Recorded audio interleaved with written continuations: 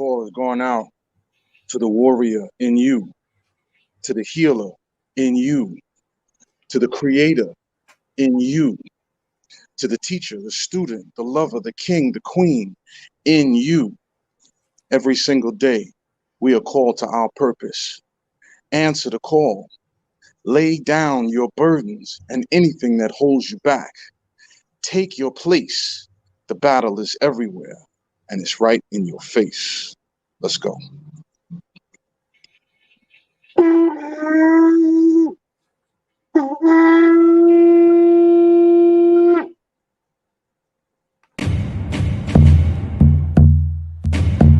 Welcome to Magnets, Crystals, and Pyramids. Success is your destiny. Yes. Love, wisdom, power. Remember, yes, always I am who you are. Yes, yes, I am. Love, wisdom, power. Yes, yes, I am. Love, yes, power. Yes, I am. Yes, I am. Love, wisdom, power. Yes, yes, I am. Love, wisdom, power. Master. Yes, I am. Yes, love, wisdom, power. Yes, I am. You say yes, to yourself. Yes, I am. Protected. Yes, yes, I am. Master. I am. Yes.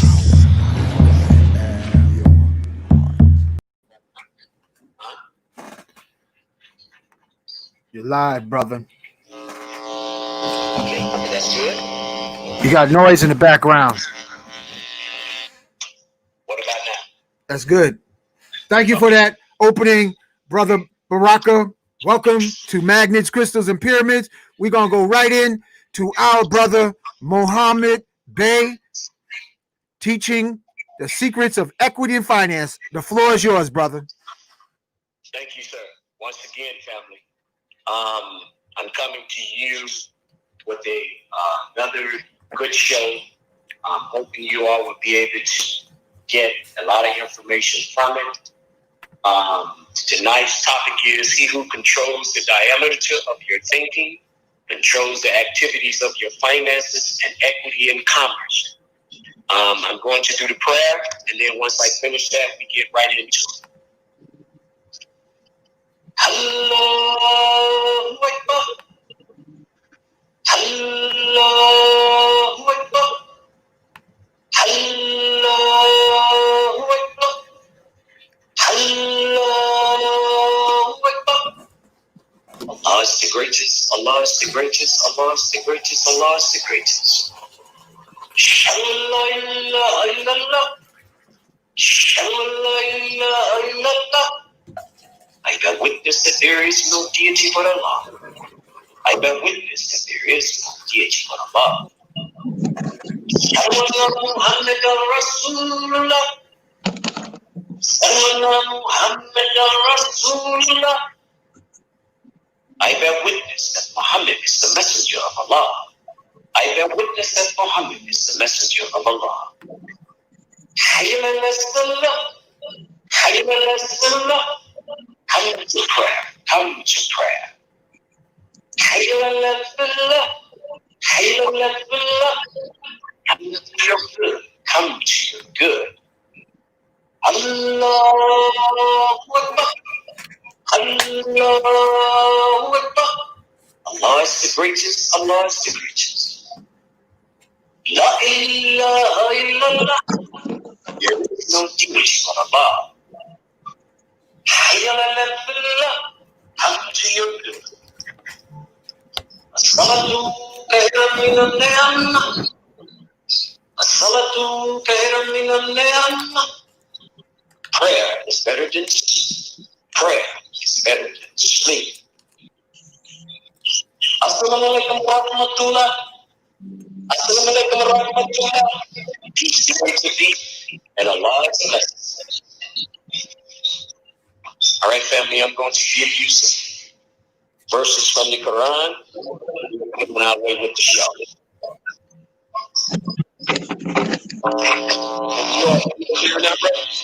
Yeah, but you're around some high electricity or something. I got a lot of feedback. Yeah. Okay, now stop. That's better?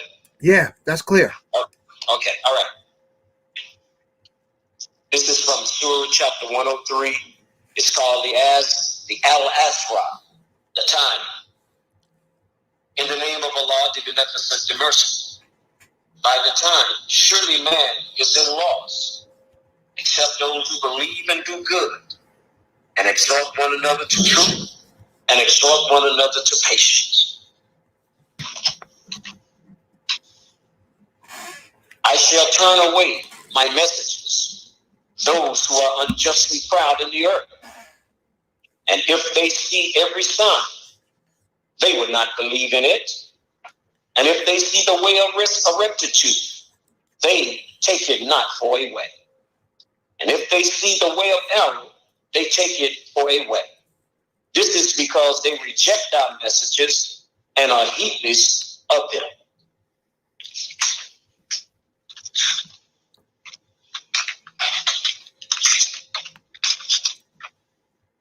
And certainly we have created for hell many of the jinn and the men. They have hearts wherewith they understand not, and they have eyes wherewith they see not, and they have ears wherewith they hear not. They are as cattle, nay, they are more astray. They are the heedless ones. All right, family, we're going to get into, you all must listen very carefully. This is going to get a little deep. So, Hank, if you can put up the, the topic for tonight. And the first one is Title 28 USC Section 455, 2 and 4. Okay, hold on. Let me see now. That's the one you sent me earlier about equity financing? Yes, that's the one I sent you earlier. Okay, hold on. Let me make sure I got the right one because I got a couple of them. Let me make sure. I'm putting them up because I got pictures and everything. Equity financing. The first one is say Title 28 USC Section 455. Okay. Title 28 USC. All right, hold on. Let me make sure I pull it up. Working. Oh, here it is, right here. Okay. I'm also going to put this in the chat so you can see it. Right. Okay. So I'm going to put that right now in the comments so everybody can see this. Paste. Here it is. Okay. And then I'm going to put what I'm doing is transferring it from one section to another on the here it is right here. Okay. Title 28 USC Section 455. Yes. All right. Let me just drag it over here. Finance, equity and finance, and then I'm gonna put it up on the page. Equity and finance. There it is, right there. Okay. All right, family. You got it in the chat and you got it on the main screen. Do your thing, Professor. Thank you, Brother Hank. I appreciate it. Hold on. There it is. Okay, we got it. Okay. Thank you again, Hank. Uh-huh. All right, once again, family, I need your undivided attention. I want you to listen very carefully. We're going into a new year. I'm trying to do my best to bring as much information to you all as I can. And I want you all to take these titles down that I'm giving to you all and look them up for yourselves. Title 28, United States Code, Section 455, 2 and 4. It's disqualification of justice, judge, or magistrate judge, any justice judge or magistrate, judge of the United States shall disqualify himself in any proceeding in which his impartiality might reasonably be questioned. where in private practice he serves as lawyer in the matter in controversy, or a lawyer with whom he previously practiced law serves during such association as a lawyer concerning the matter, or the judge or such lawyer has been material witness concerning it. Now, what this is, family, is that this is how you get a judge to recuse himself. You get any judge off the bench, okay? Doesn't matter whether your case is criminal or civil. That's why I told you I want you all to pay close attention. Are you going to be impartial or unbiased in this case? This is what you're asking the judge. Judge, you need to recuse yourself because you're practicing law from the bench as an attorney with a vested interest in this case, and you took an oath of office saying you will support, protect, and defend the Constitution, and the district attorney is a lawyer as well. I have your bar number and membership. Are you all trying to establish putting me on notice of fiduciary relationship? If so, you're supposed to give the Secretary of the Treasury notice of your fiduciary relationship or duty on this Internal Revenue tax proceeding on my behalf with my full consent, and Secretary of the Treasury has to be notified of an Internal Revenue tax proceeding. You must receive from the Secretary of the Treasury his bona fide delegation of authority of approval. Now, he knows that he individually or as a fiduciary or his spouse or minor child residing in his household as a financial interest in the subject matter in controversy or in a party to the proceeding or any other interest that could be substantially affected by the outcome of the proceeding. Fiduciary means relationship involving trustees. Now, all of your judges are trustees over the trust indenture, which is the Constitution. Now, they took an oath to that. But what happens when they bring you into the court, you're assuming that your case is either criminal or civil. It's neither one of those, brothers and sisters. It's neither one of those. They bring you in as a notice of fiduciary relationship, disguised under criminal or civil case. I hope you all heard that. Now, so since the judge has a membership, the only thing you all have to do, whatever state you're in, you go to the lawyer's website where you can pull their information up, and it'll be right there to tell you their bar number, and they're still practicing. Remember, all judges are attorneys. They're esquires. So this is really how you get them off the bench. You have them to recuse themselves. Now, Hank, pull up Title 26 USC Section 6903. Do you see that? Hold on. Brother Muhammad, I have a question. Sure.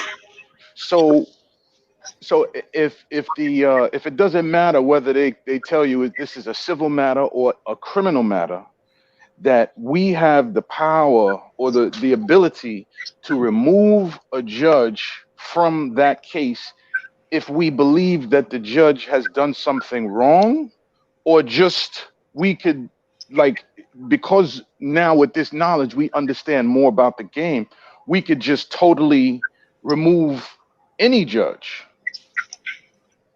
I mean, if they were a practicing attorney and a member of the bar. Well, as I said again, doesn't matter what state you're in, you can go to, it's called attorneys, what's the site that you look up? I'm trying to call the name of it. The Bar Association. Put their information in. I call it in a minute. But anyway, once you pull it up, you're going to see their bar number. Right. When they have a bar number, brother, that means they're still practicing law. So what he's doing, he's practicing law from the bench still. But he took an oath as a judge. So now what I'm saying to you all is, a judge, I need you to recuse yourself. And of course, he's going to say, why? Well, because this is a conflict of interest. you are still a bar member of the Bar Association. I have your information right here. And you give it to the bailiff, let the bailiff give it to him. He will look at it and see that it is truthful, and he would get up and walk off the bench. He will have to get up and leave. He cannot preside over that case. Anytime they're practicing law from the bench, they cannot reside over the case, but you got to have the proof and the information.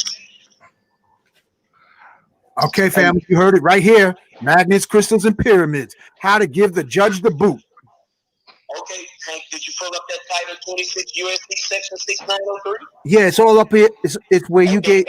It's up there. I'm gonna answer a lot of your questions as we go on. Okay. The stuff's gonna answer your questions. Title 26 USC Section 6903, Notice of Fiduciary Relationship. Here we go again. Rights and obligation of fiduciary. Upon notice to the secretary that any person is acting, y'all hear what it's saying now? Listen to it now.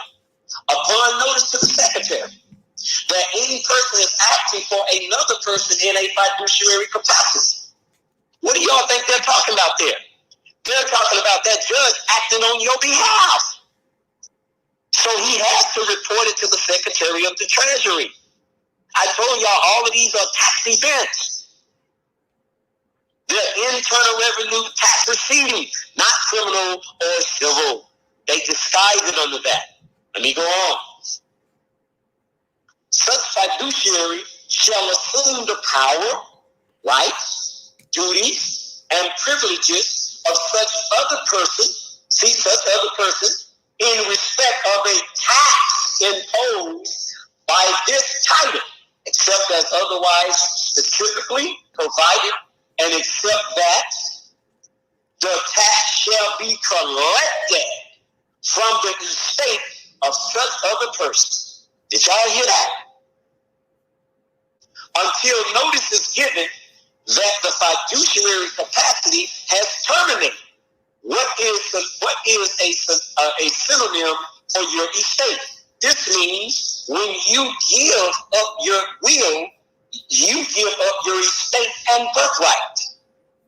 So what I'm saying to you, the judge is a banker. The court is a bank. So he has to collect that tax. If he proceeds with it, he has to collect the tax. But I told you how you come between that.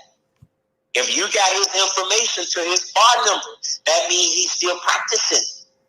It's going to tell you when he started, and he's still practicing up until now.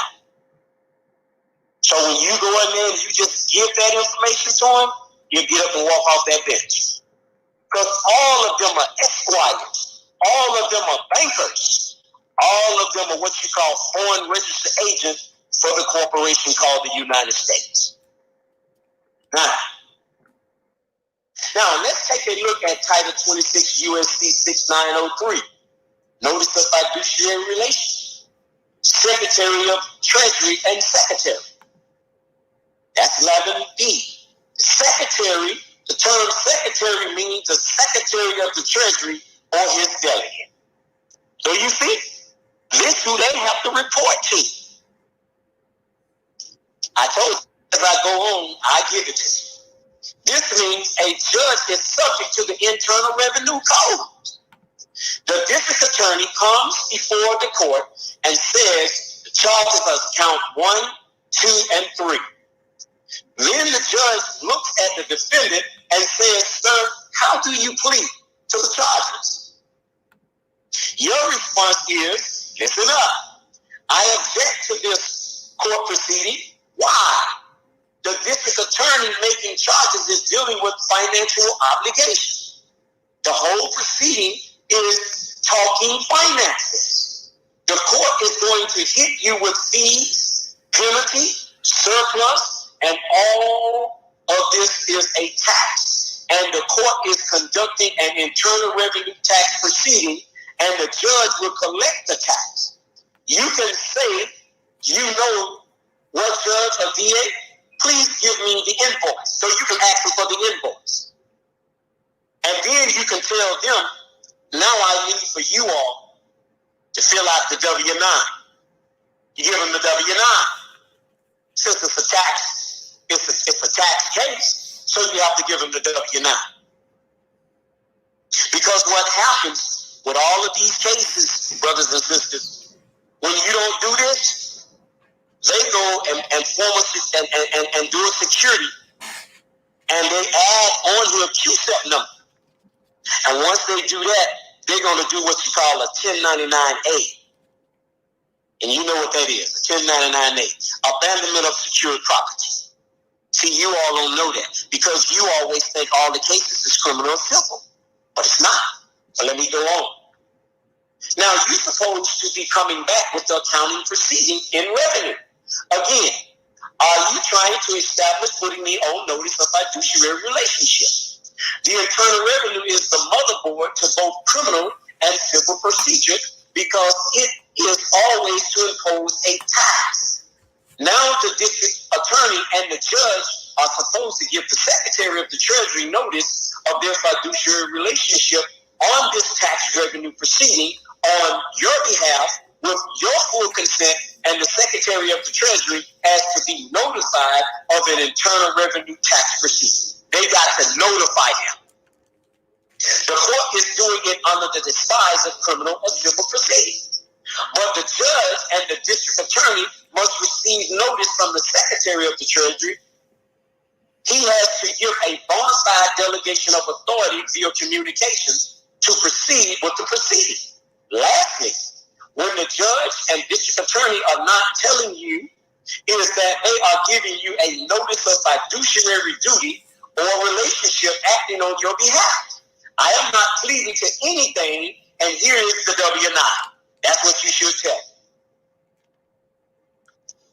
Now, let's go to Title 26, Hank, CFR Section 301.60903-1. Okay. Notice of fiduciary relationship again.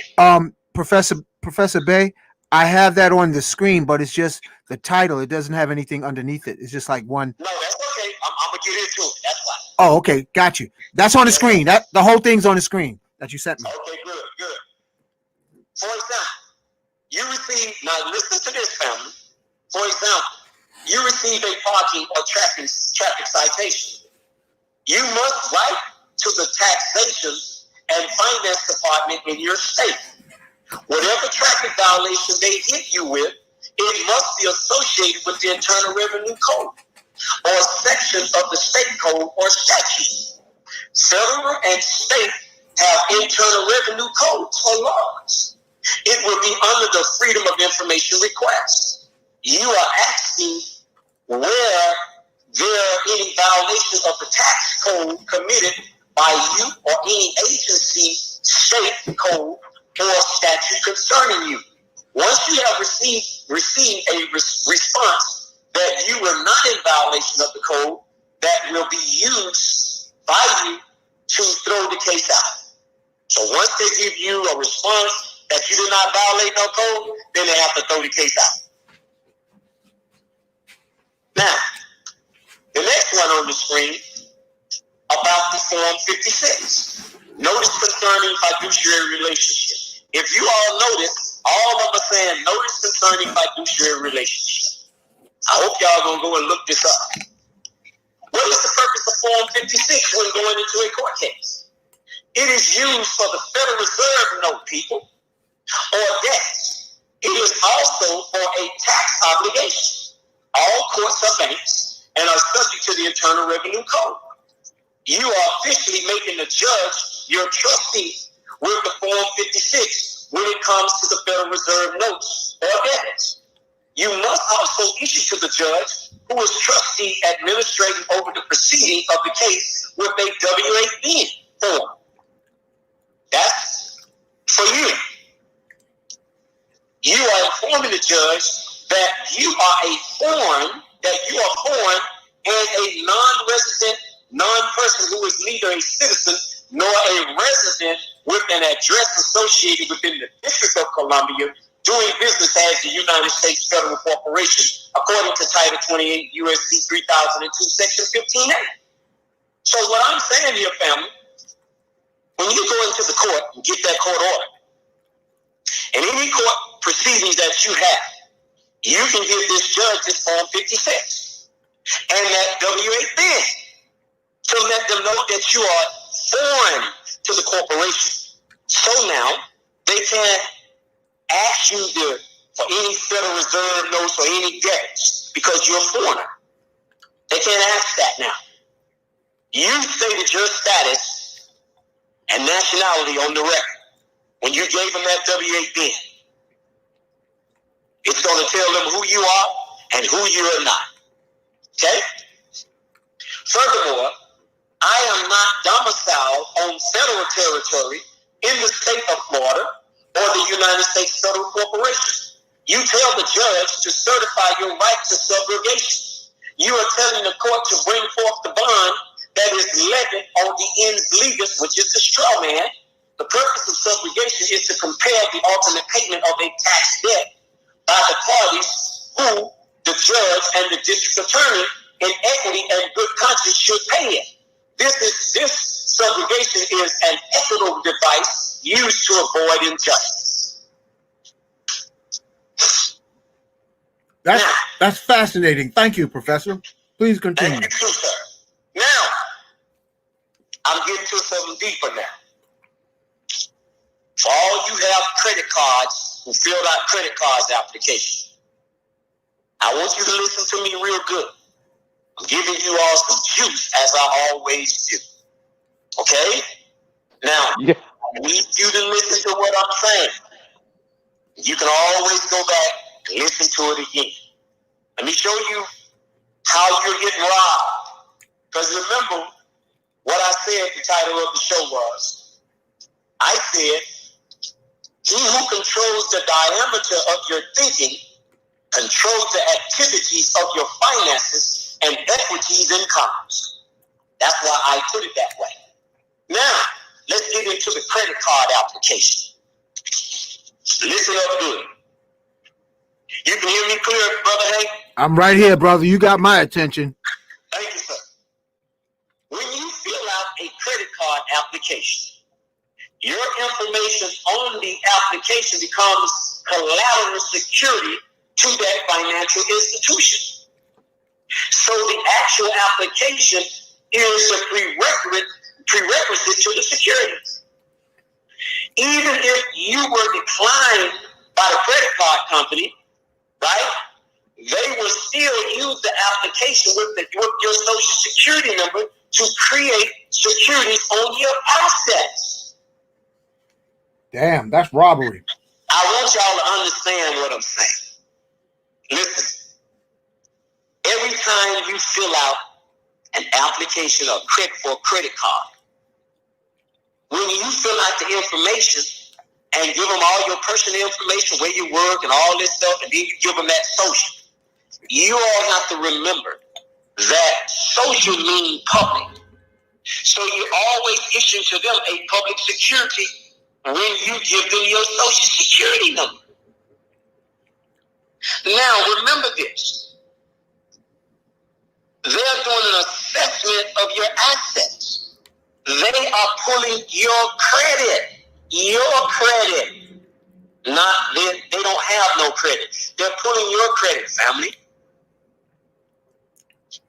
Let me go on, because it's going to give it to you as I go on.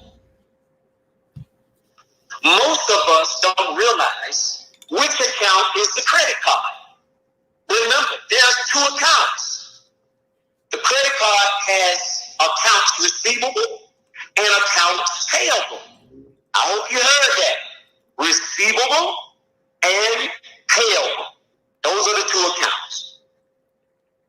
If a receivable or other financial assets that arises under a receiving account, such as a credit card receivable, those accounts set up as accounts receivable on your side of the ledger is account payable. In the meanwhile, they are taking your assets on an application and they are doing a rating your assets and giving you credit on your own assets and making you pay them on your own assets. Man, this sounds like 3-card Monty. If that's how you want to call it, that's what it is. In other words, they're making you pay for something you already have established. Now, how is that credit card account operating as? Who would be the receivable? Who would be the receivable and who would be the payable? You are the payable because they set up an account payable for you to make payments. The company is the receivable because they are receiving the payments. Now listen up now. The problem is they have reversed the role. The credit card is an equitable asset. Equitable asset, family. They are turning the credit card more on the debit side of the ledger than on the credit side. You should be looking at your income statement. Oh boy, that flew over some of y'all ears in. I said you should be looking at your income statement. You probably would say, Brother Muhammad, what are you talking about? An income statement when we got a credit card and we went out and made some purchases and bought something and all this and your stuff. What are you talking about? You have to pay for that. I know that's what y'all saying. I know that. Listen to me. You notice when you get a credit card, they will send you a bill of statement, right?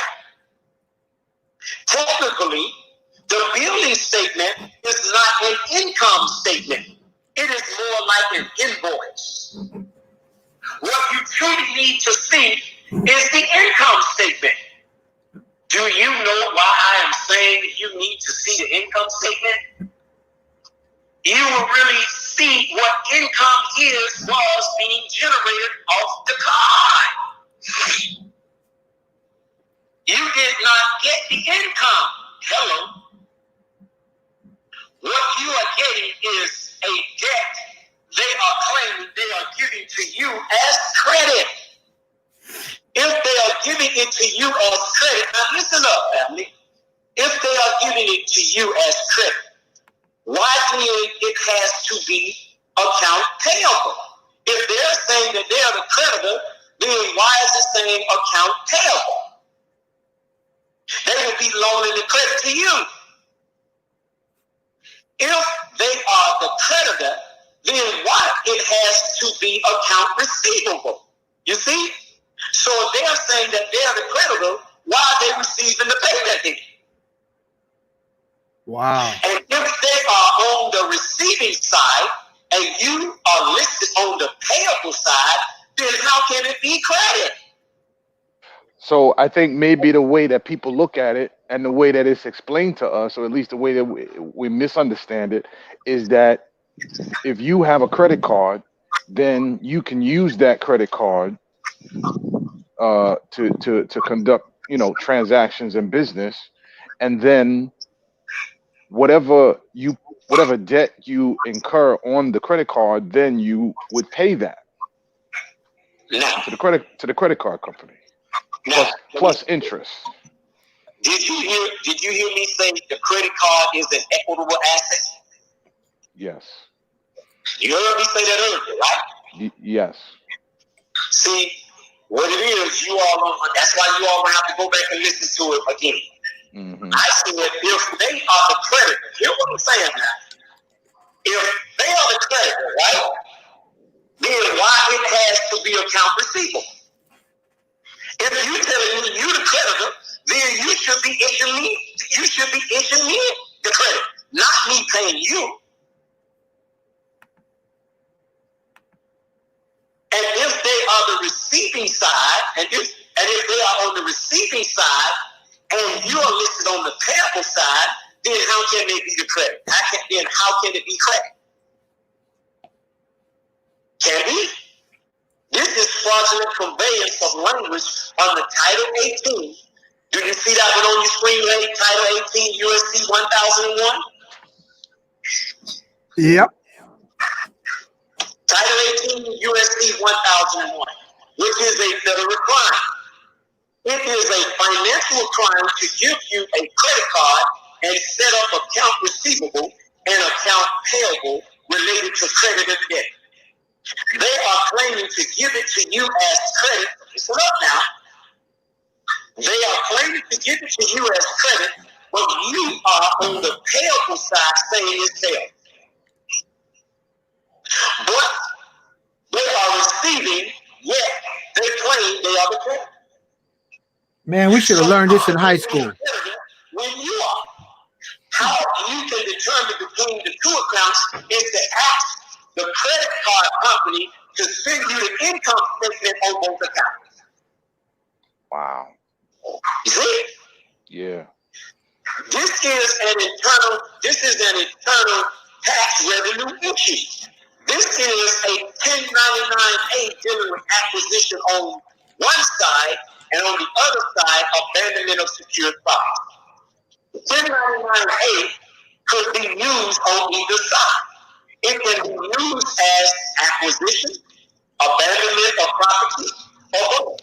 This is why I'm telling you to purchase the book called Accounting for the Dummies, 9 Books in 1. Hold on, let me put that up. Accounting for Dummies. Accounting for Dummies. With an IES on the end of it. DUMMIES. Mm-hmm. Accounting for Dummies. 9 books in 1. Wow. I told you I'm gonna drop it on y'all tonight. You're always giving us some homework, Brother Muhammad. But that's what it is. That's what we got to do. We got to study. It's the mental dojo, Baraka. No doubt. Yeah. You got it, Brother Hank? Yeah, man, I posted it. Accounting for Dummies, 9 books in 1. Yes, sir. That's it. Now, once you get the income statement, do you know what the credit card company is supposed to give you annually at the end of the taxable year? They are supposed to give you the 1099 OID withholding because the credit card statement on both accounts is generating income. Yeah, hear what I just said? Wow. Now, let me ask you a question now. Let me ask you all a question. Okay. Have the credit card company ever sent you all the 1099 OID? Hell to the no. Nope. Why do you think they don't send it to you? Because they don't want us to understand the nature of the game. Yep. And you know why they don't send it to you? Why? Because they're going to go through a 1099-A acquisition of abandonment of secured property. So they're going to claim that income. Wow. That's why you don't get it. How will you know it's income when they only issue you a billing statement as an invoice instead of the income statement? Right, right. They can issue you the coupon as payment because most of us do not know that the coupon is a payment. You see how the coupon is a payment that they send to you? Wow. So, what you and I do is take a money order or check and attach it to the coupon. Do you know how the coupon is payment? Now listen to this example. Listen carefully now.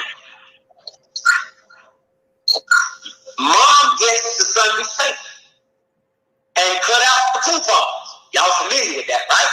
Right.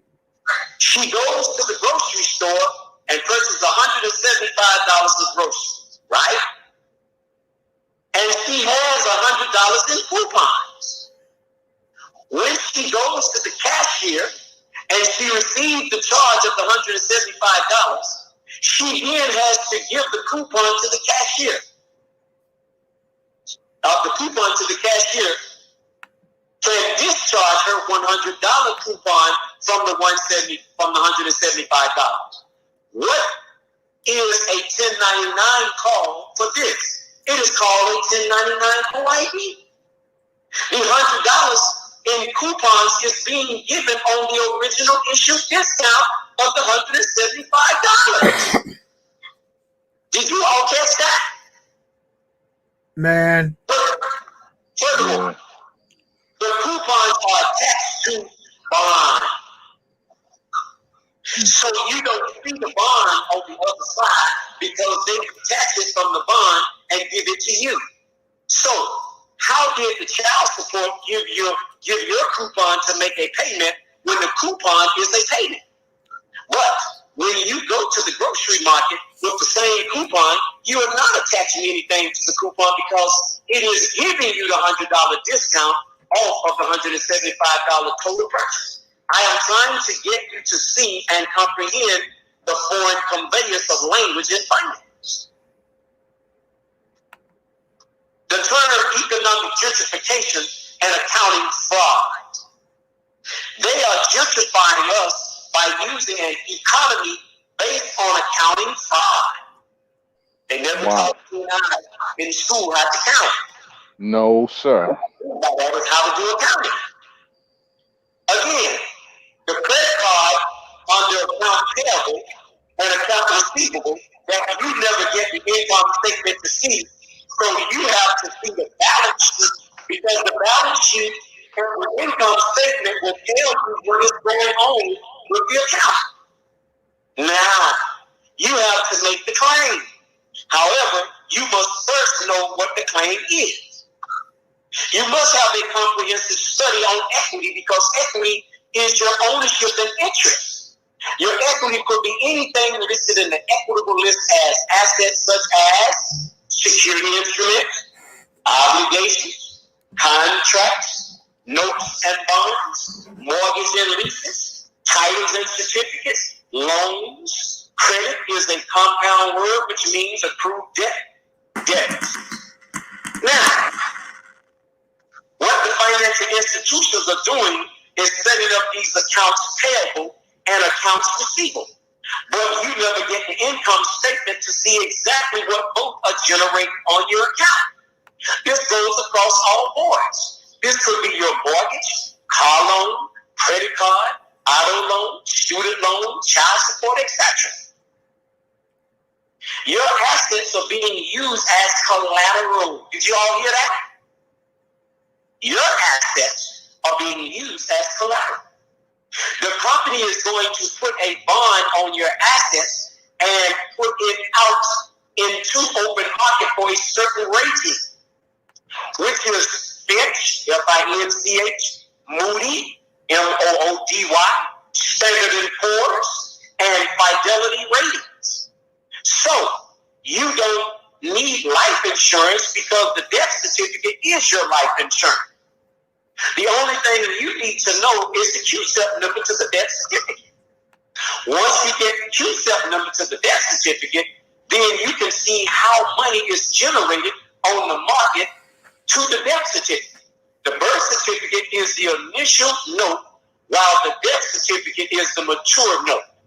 Damn. In the Internal Revenue Manual, now listen to this now, because this is what's been puzzling people for quite some time. And I know probably some of you all have read this in the IRS manual, but I'm going to break it down tonight. In the Internal Revenue Manual, the infant is the decedent of any estate. Now, a lot of you all get confused about what they're saying there. Am I correct? Okay. So, if you look at, hey, do you see on there 5.5.1 decedent and estate tax accounts? Yep. It's on there. Okay, good. I want to make sure they look at that and see what I'm talking about.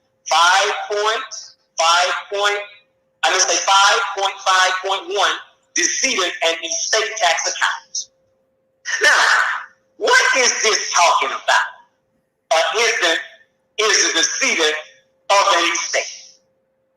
I ain't talking about an infant. It is talking about civilita mortuus. Civility in Latin means civil, and mortuus means dead. Civilly dead. Dead in the view of law. The condition of one who has lost his civil rights and capacities and is accounted dead in law according to the law dictionary. The infant did not have a birth certificate and social security number because those are financial instruments in civil law. So how could the child be in civil law or have a fiduciary duty if they do not have the instruments as an attachment to that child? Now, you know why the infant is the decedent of an estate? So once the birth certificate and social security number has been issued, the infant now has an estate. Did y'all hear that? Wow. Why am I saying this? This is how you know that the child support is a damn fraud. Y'all didn't hear me? Say it again. I know some of you women may be upset with me, but it is what it is. If the mother, now listen to this now. If the mother needs the money, it will come from the child's birth certificate. How do I know what I'm talking to you about? When that mother is in need for your child, when the child has needs or children, you go to the Department of Social Services. There are two instruments you need to give them to get those services. It is the birth certificate and the social security card. Or else, if you don't have those two instruments, the child will not receive the benefits. This is just actual facts. This is how you know where the money is, because the birth certificate and the social security card is part of the estate. This is called a notice of fiduciary relationship. I started out with that. Remember, this is what they are establishing as fiduciary relationship with your child. What am I saying?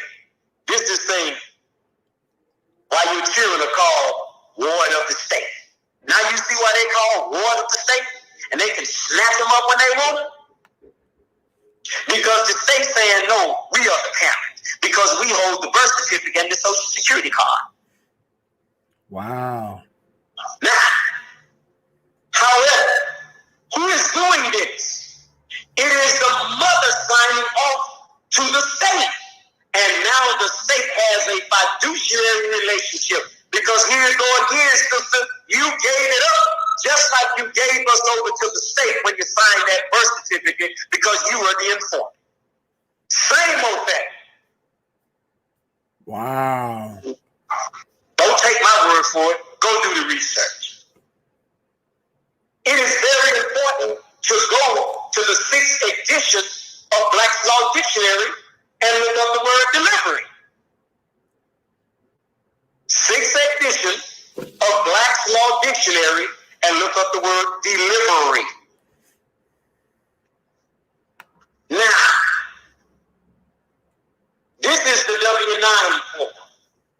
Any creditor who is asking for payment, this is the form for all the alleged creditors. If they want to claim an internal revenue income stream and you have to make a payment, so the W-9 form, you must know you fall under the account payable. Understand what I just said. If any of them niggas asking you for a payment, right, you give them the W-9, okay, because you fall on the account payable side. You're the one who are paying them, and they'll generate income, which is your credit, your income. On the W-9 form, they want to know who the payee is because they are claiming that there is an account payable.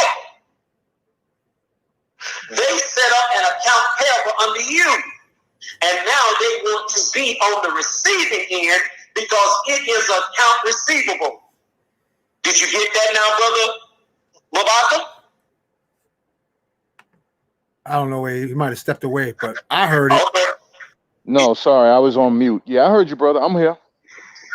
So I'm going to read that again. They set up an account payable under you, brother. And now they want to be on the receiving end because it is account receivable. Do you see how they switch it?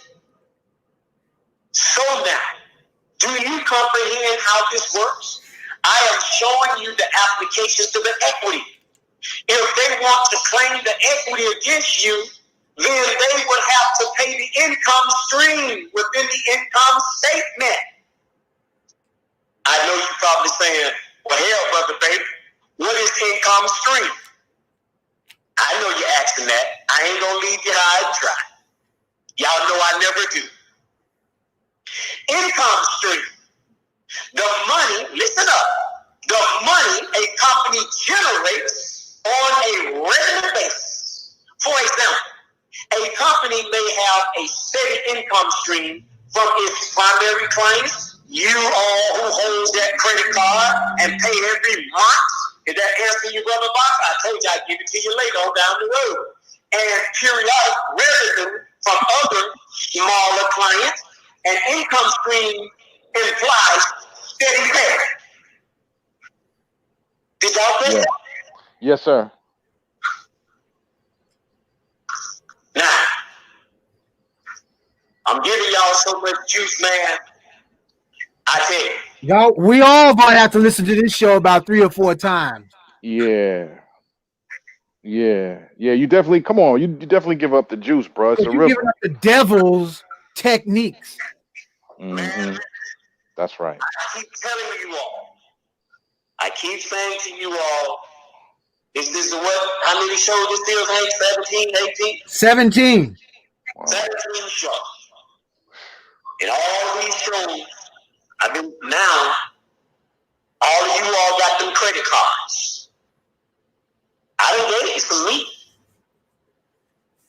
But see, you never thought you had an income statement. They were always sending you a billing statement. Mm-hmm. You know why I'm telling y'all the truth? I'm going to say it to you anyway. I get Capital One. I have a 749 credit score. I call up Capital One. I say I need the income statement on both the account payable and account receivable. The young lady had to go to the back room, and I guess she had to explain it to her colleagues. She came back to me, and she said, well, we're gonna send this year out to you, but the other one you can go online and pull it up. That's what you call your statement of account.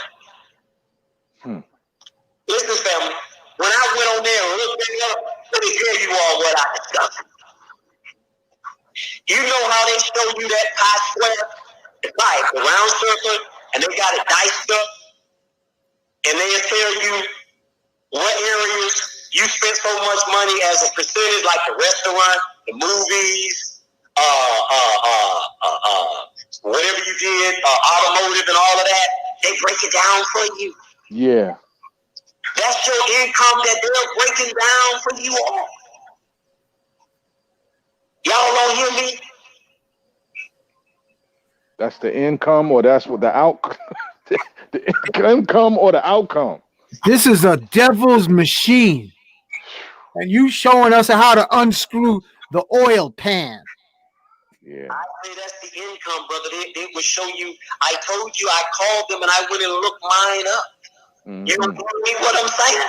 Y'all know I don't no bullshit. No. Wow. But you still, come on, you hear me, but you don't do nothing. You don't have no excuse anymore. I keep telling you that. You don't have no more excuses. Listen, I'm giving it to you straight up. Y'all can take it however you want to take it. But you can't say I never told you. Those credit cards are income you're giving to that credit card company. That's the best I can put it to you. We might as well call you Professor Bay, the Moorish exorcist. Because this is a devil in the bank there, and you showing us how to take off his carburetor and look down into the manifold and see all them demons that they got working against the common, hard-working man and woman. Nice. Wicked system. Wicked. I'm gonna give the rest of the juice to you. This shit is pure concentrated evil. For real. If you let For me real. give me the rest, I'm gonna give you all the caviar. Before you continue, family, this is just the appetizer. You see his email, Mr. Bay, 33169@gmail.com, 786-624-8257. Hit him up. Some of y'all have even called me and said, is he for real? I said, he's more than your susu. Better than the susu. Susu, you might not get paid after you do that circle jerk. But you can't hold a candle to what they're doing to you at your local bank. May I Do your thing, brother. Thank you, sir. You got more caviar coming. We have to take ourselves out from being a usufruct. But that means usufruct. USUFRUCT. Yeah. Usufruct. Hold on, I gotta write that down because that sounds like you just cussed me out and I didn't know what that meant. Yusufa. Hold on. USU. SRU. No, F as in Frank. FRU. C as in Charlie, T as in Tango. Damn. What kind of word is that? Is that devil language? No, I'm gonna explain it to you what it means. That sounds like a rotten apple with a worm in it. Let me know when you're ready. Ready. Okay, do they see it? I put it up there.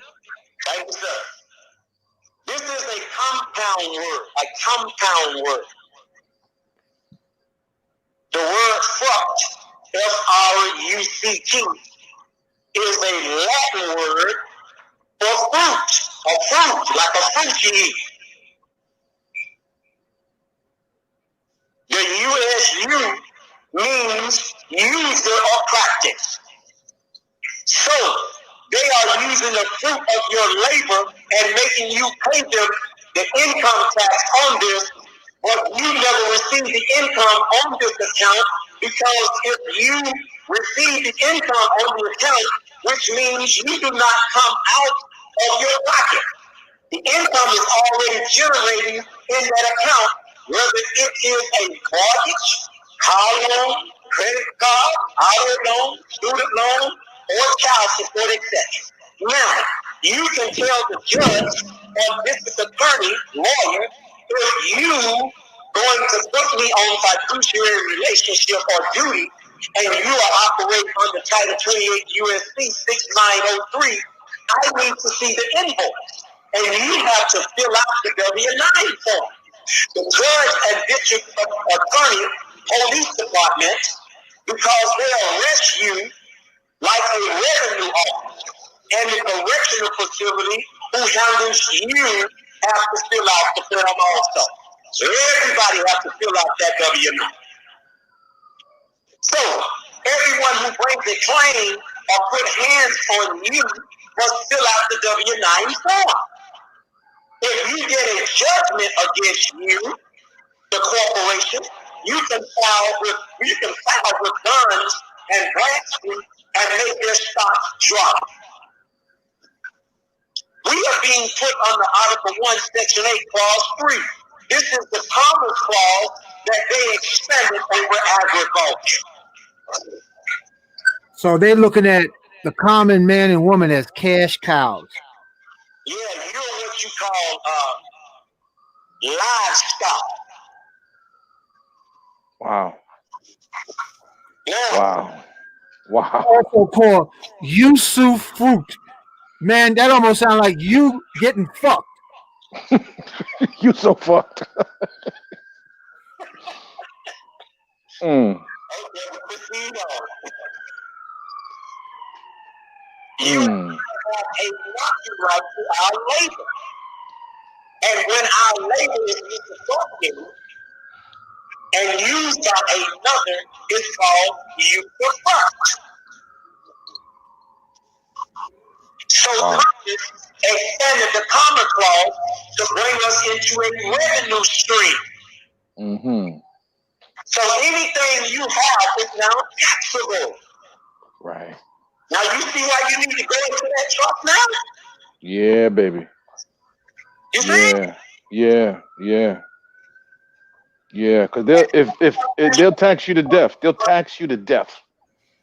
Yes. And this financial web was created for financial fraud, for economic gentrification, and accounting fraud. So what I am doing with you tonight is trying to teach you a comprehensive study of what the equities they are referring to. Technically, all of the equities are nothing but debt. All of the equity are debt. Credit is a compound word that means accrued debit. Credits and debits mean the same thing, which they can play with the balance sheet. Let's take a look at the word foreclosure. They say you went to the closing, right? Now, how can you put something before the closing?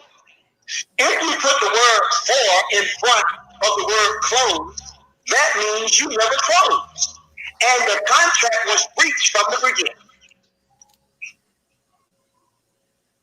Let's take a look at Title 12, USC Section 73. Do you see that, Hank? I got it all up there, just like you gave it to me. Thank you, sir. Title 12, USC Section 73. It talks about their oath. The banker's oath. Listen to it carefully now. I'm sharing some heavy stuff with y'all.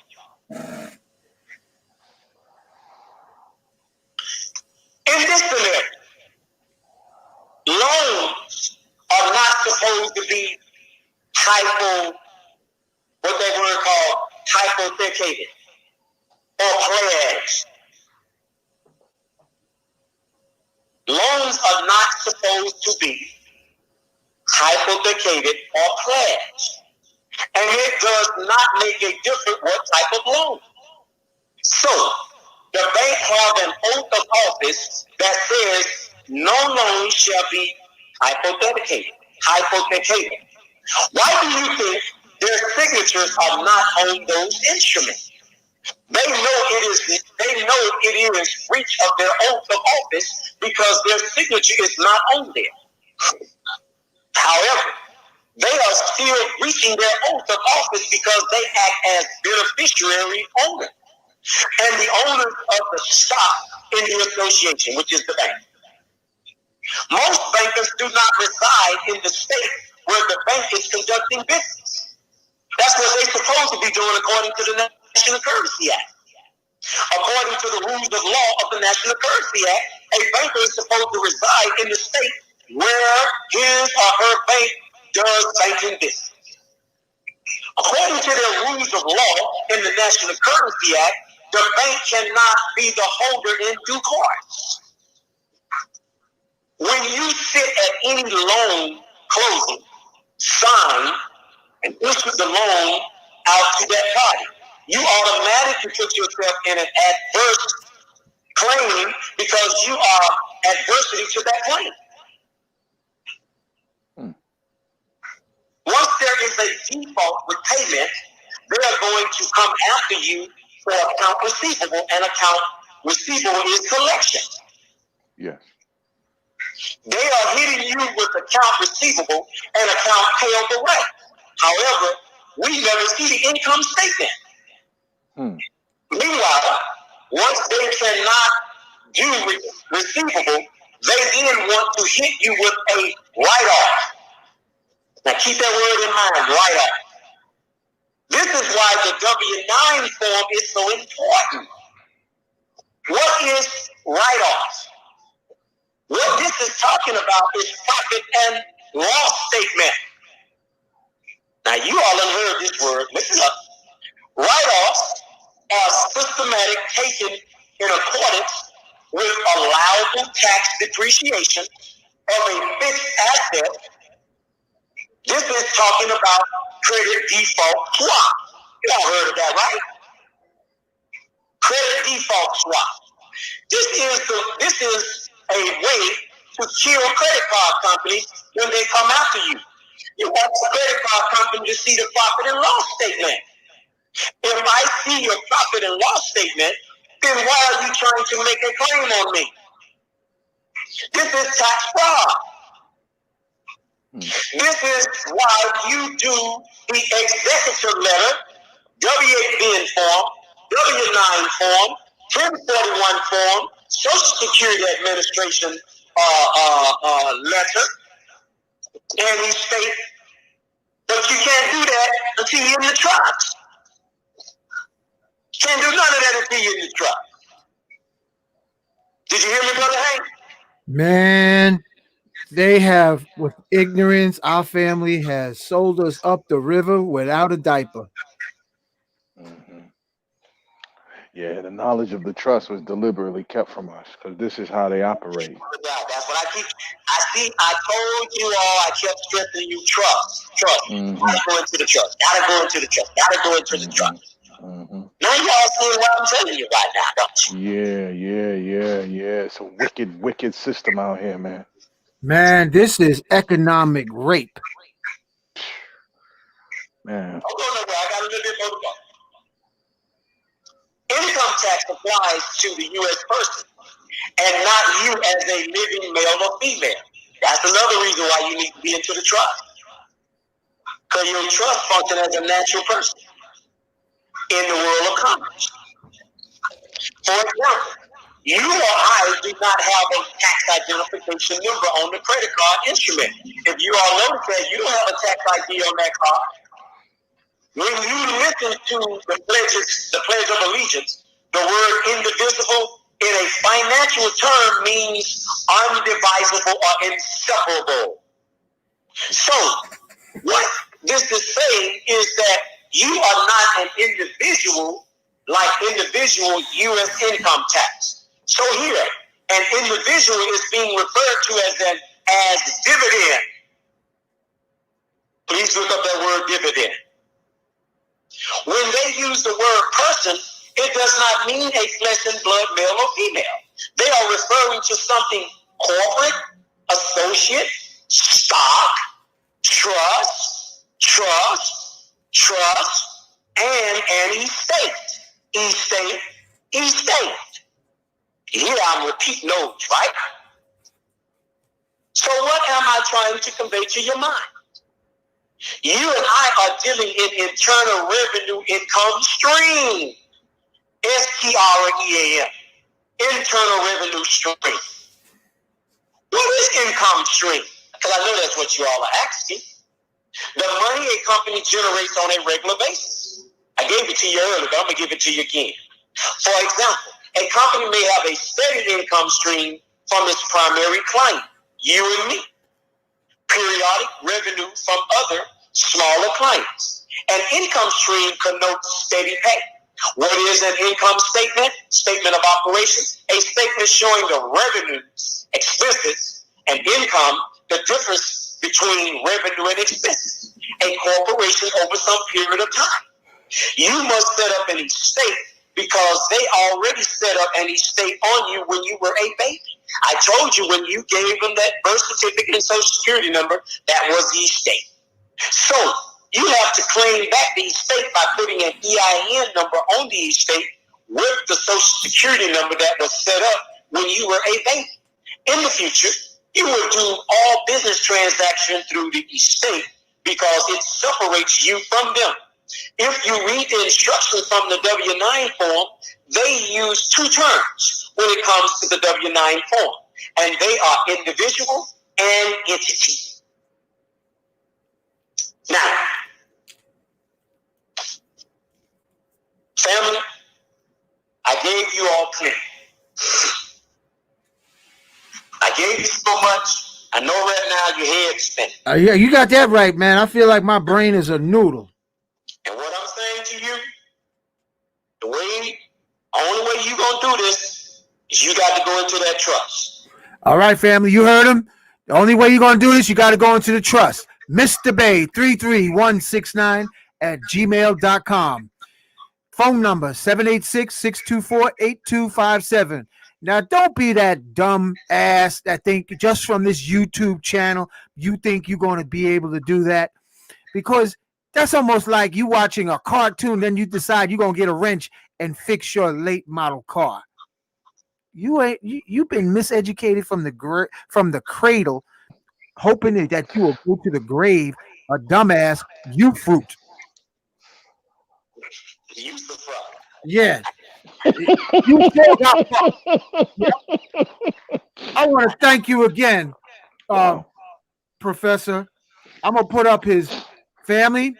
Donate to my brother right here, Alfred Thompson. Hold on, let me pull it up. Alfred Thompson, that's the Cash App. The dollar bill Moores 33054.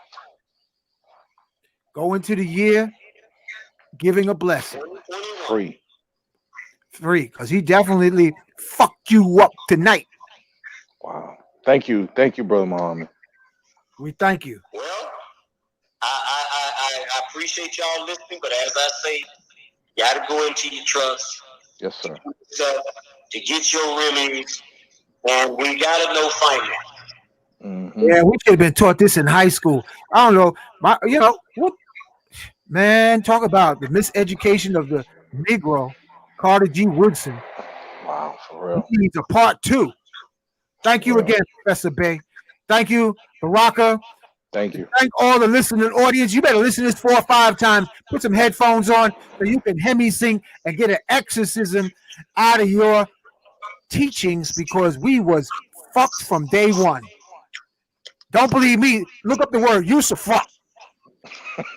You sure got fucked. That's right. And everybody saying, thank you, Muhammad Bey. Thank you all again, family, for listening. All right. Appreciate it. And y'all have a blessed and a safe night. Right on. All right, brother.